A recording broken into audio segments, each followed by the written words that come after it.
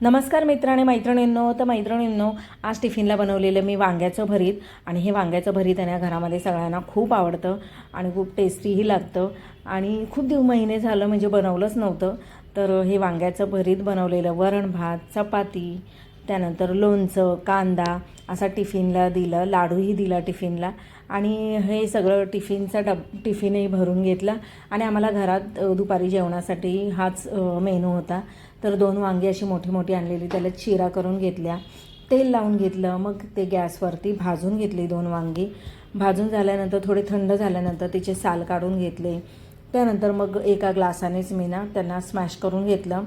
त्यानंतर कढईमध्ये 3 पळी तेल घातलं, राई जिरे टाकले, लसूण टाकला ठेचलेला, कांदा टाकला, त्यानंतर टोमॅटो टाकलं, मीठ टाकलं, कढीपत्ता टाकले, मिरच्या टाकल्या, शेंगदाणे टाकले, त्यानंतर घरचा मसाला, हळद, हिंग आणि मिरची पावडरही टाकली.